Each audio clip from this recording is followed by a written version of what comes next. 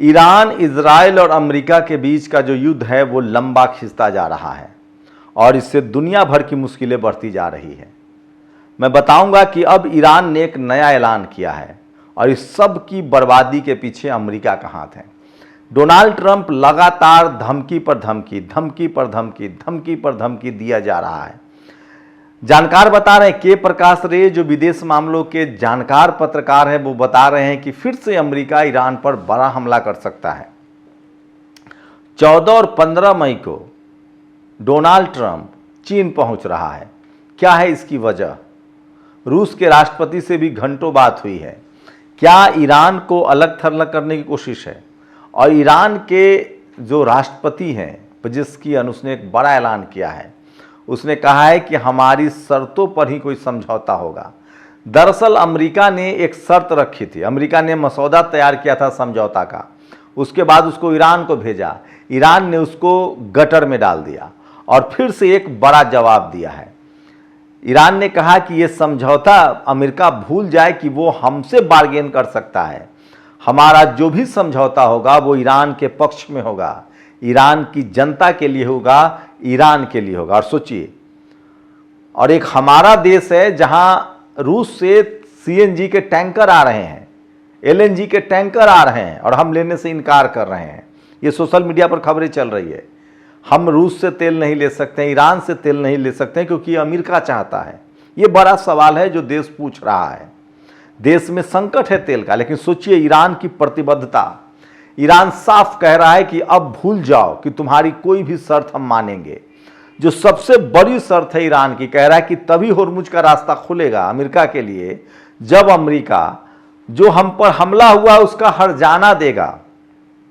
ये सबसे बड़ी डिमांड है, ये बड़ा डिमांड है। ईरान ने साफ कहा है कि इस युद्ध से अब तुम जो करना है कर सकते हो, हम पीछे हटने वाले नहीं हैं। हम अपने देश की संप्रभुता से कोई समझौता नहीं कर सकते हैं, हम अमेरिका को कुछ मानते ही नहीं है। ये साफ ईरान ने लिख कर कहा है। ईरान ने साफ कहा है कि हम अमेरिका को कुछ मानते ही नहीं है जब तक अमेरिका हमारी शर्तों पर नहीं झुकेगा। शर्तें वही ईरान की जो है कि इस युद्ध में जो तुमने हमारा नुकसान किया है, स्कूल, कॉलेज, अस्पताल, रिफाइनरी, पावर सेंटर्स, बिजली संयंत्र, जिनका जो नुकसान हुआ है उसकी एक एक पाई की भरपाई अमेरिका को करनी होगी और अमेरिका को घुटनों पर आकर भी इस बात को मानना पड़ेगा। अभी डोनाल्ड ट्रंप रोज धमकी दे रहा है। डोनाल्ड ट्रंप ने अपने एक डिनर पार्टी में जो उसके सांसदों के साथ था कहा कि देखिए अभी हमने ईरान के समझौता मसौदा को पढ़ना भी नहीं मैं चाहता हूं, लेकिन मैं ईरान को कह रहा हूं कि अब तुम कुछ नहीं कर पाओगे, हम तुम्हें बर्बाद कर देंगे। इस तरह का बरबोलापन अमेरिका शुरू से अपना रहा है। लेकिन सच्चाई क्या है? सच्चाई ठीक इसके उलट है। सच्चाई यह है कि ईरान ने अमेरिका के ऐसा कोई जेट नहीं है जिसको निशाना नहीं बनाया। खुद पेंटागन ने कहा है कि 116 अमेरिकी ठिकाने खाड़ी देशों में ध्वस्त हो गए हैं। दुनिया ने देखा कि एक भी खाड़ी देश अमेरिका के साथ लड़ने के लिए तैयार नहीं हुआ, न उसके साथ आया। ऐसे में सवाल उठता है कि अमेरिका की ये जो गिदर भभकी है, जो धमकी है, वो किस काम का है? कोई काम का नहीं है। अब अमेरिका एक अलग रास्ता तैयार कर रहा है। अमेरिका को लग रहा है कि ईरान की ताकत के पीछे रूस और चीन है। सच्चाई इसमें है, लेकिन उतनी भी सच्चाई नहीं है। ईरान एक अपने आप में सुपर पावर है। ईरान के पास अपने मिसाइल की तकनीक है, अपने ड्रोन्स है। दुनिया का कोई भी देश आपकी मदद तभी करता है जब आप में भी लड़ने की ताकत हो। ये कहावत नहीं है कि जब आपके पास घर होगा तो पड़ोसी भी आपको सर छुपाने के लिए जगह देंगे। तो वही बात है ईरान के साथ। ईरान एक तेल संपदा, गैस से भरा हुआ देश है। दुनिया के 40% तेल और गैस अकेले ईरान के पास है। और सोचिए, चीन जो है 90% तेल जो है वो ईरान से लेता है। सवाल है कि अमेरिका से चीन क्यों दोस्ती करेगा? दोनों कंपटीटर हैं एक दूसरे के। चीन को दुनिया में अपनी मार्केट बनाना है, अपना वर्चस्व कायम करना है। सवाल है कि अभी सोचिए, आज के डेट में अमेरिका चीन का कर्जदार है, अमेरिका खाड़ी देशों का कर्जदार है और डोनाल्ड ट्रंप पूरी तरह से बेनकाब हो चुका है। वो सिर्फ धमकियां दे रहा है, उसकी बातों में कोई तथ्य नहीं है। अमेरिका अगर जीत रहा होता इस युद्ध को तो वो सीज फायर नहीं करता। 42 दिन युद्ध चले हैं, 1 या 2 दिन नहीं। शुरुआत में डोनाल्ड ट्रंप ने क्या कहा? 5 दिन में हम इस युद्ध को खत्म कर देंगे। फिर उसने कहा हमने ईरान की नेवी, एयरफोर्स सबको खत्म कर दिया है। फिर उसने कहा कि हम 7 दिनों में युद्ध खत्म कर देंगे, 15 दिनों में युद्ध खत्म कर देंगे, महीने भर में युद्ध खत्म कर देंगे, कहता ही रहा। अब डोनाल्ड ट्रंप कह रहा है कि नहीं नहीं नहीं, हमारे पास तो हथियारों का फिर से जखीरा है, जबकि पेंटागन ने कहा है कि 70% हमारे हथियार फेल हो चुके हैं। वही ईरान की ताकत देखिए, अगर ईरान कमजोर होता तो अब तक खाड़ी देश उस पर हमला कर दिए होते। ईरान की ताकत है, ईरान एक मजबूत मुल्क है और ईरान ने इसको युद्ध में दिखाया है।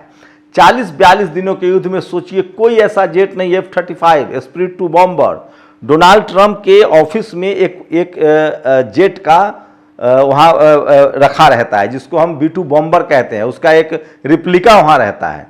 उस B-2 बॉम्बर को भी ईरान ने मार गिरा। ईरान ने साफ कहा है कि हमारे पास जो अपनी वायु रक्षा प्रणाली है उसमें हमारे वायु सीमा में, हमारे एयर्स जो उसकी जो वायु सीमा है, उसका जो आकाश है, उसमें कोई भी सुरक्षित नहीं है। और ये उसने कर दिखाया है, चाहे हेलीकॉप्टर हो, चाहे फाइटर जेट हो, चाहे जो तेल, जिसमें फाइटर जेट में जिस जहाज से तेल भरा जाता है, F-16, F-18, F-35, इन तमाम बड़े जेट्स को, जो दुनिया के सबसे तेज तरार जेट माने जाते थे, जिसकी कीमत पर अमेरिका जो है वो दुनिया में व्यापार करता था, वो सारे जेट ईरान ने मार गिराए हैं। तो ईरान कहीं से भी कमजोर नहीं है। यहां तक कि अब तो फारस की खाड़ी में उसका पूरा कंट्रोल है, होर्मुज पर पूरा कंट्रोल है। कोई ऐसा युद्धपोत नहीं था अमेरिका का जिस पर उसने मिसाइल नहीं दागे हैं। तो इससे साफ है कि ईरान का कॉन्फिडेंस 7वें आसमान पर है। ईरान ने साफ कह दिया कि अमेरिका किसी गलतफहमी में नहीं रहे। अमेरिका को अगर समझौता करना है तो हमारी शर्तों पर समझौता करे, क्योंकि युद्ध उसने शुरू किया था, समाप्त हम करेंगे, खत्म हम करेंगे। सोचिए अगर अमेरिका ताकतवर होता, कॉमन सेंस की बात है, डोनाल्ड ट्रंप सिर्फ बकवास करता है। अगर अमेरिका ताकतवर होता तो हमला तो उसने किया था ईरान पर। हमला क्या सीज फायर के लिए किया था?